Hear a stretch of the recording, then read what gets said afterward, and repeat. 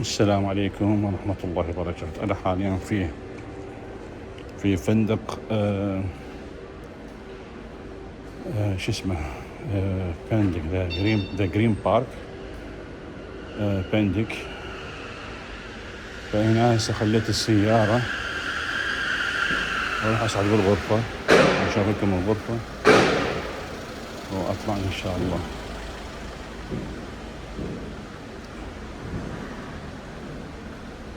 هذا الفندق صاير طبعا على الساحل مال بندق.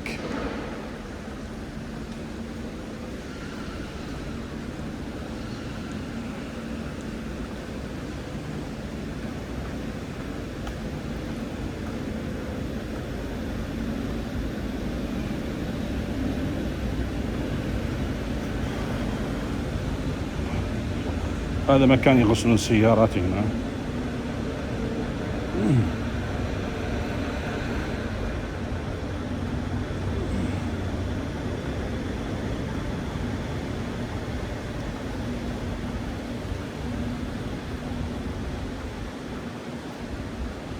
ولا تنسون الاشتراك وتفعيل الجرس وتحاولون تنشرون الفيديو بقدر المستطاع، وشكرا.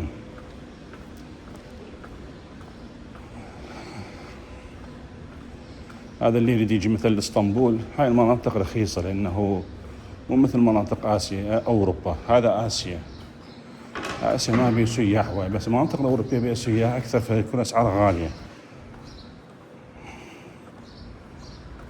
يعني هسه هذا الفندق الضخامة ومسبح وكل شيء صاحون بيه وحمام تركي بيه، كله ببلاش طبعا ويا السعر مدفوع. الشخص الواحد يطلع 70 إلى 80 دولار حسب اليوم اللي تحجز بيه. هو قريب على مطار صبيحة جوكشة، حوالي 12-13 كيلومتر، واكو بين السيرفيس يقدروا يجيبوكم.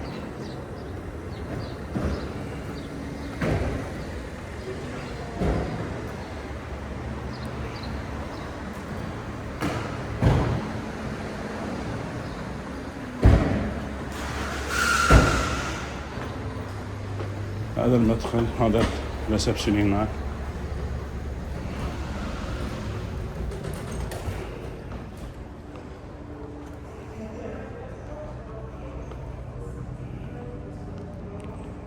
اوتيل كبير كلش.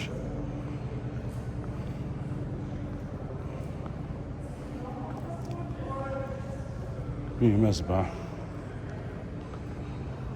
مسبح خارجي ومسبح داخلي.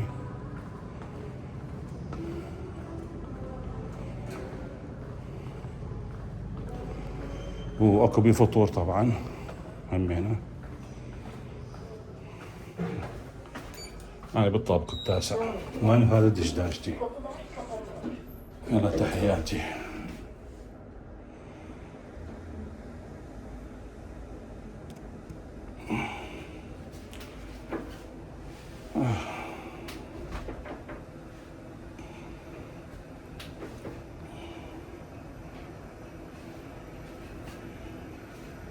الطابق التاسع.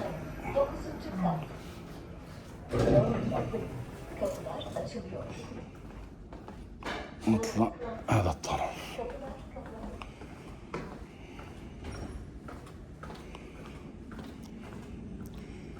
يعني الفندق لا بأس به بالنسبة للمواصفات اللي بيه. مو اللي يجي مثل من العراق سياحة يقدر ويا عائلته ويا زوجته ويا مسبح. بس المسبح ماله طبعا تدفع، الخارجي تدفع له، بس الداخلي لا، الداخلي ببلاش ويا سعر الفندق. سعره يطلع يعني مثل ما قلت لكم يعني 70 يورو. هاي دفعت اليوم. هذا الكاسات خلوه هنا. هذا الدوش.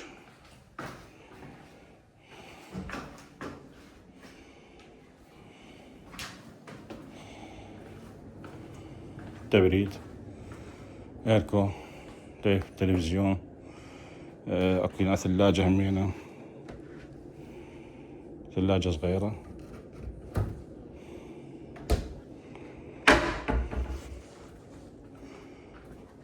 وهذا المنظر البحر. هاي المناطق هذا طبعا الجزر، هناك الجزر مال اسطنبول. وهذا طريق الساحل.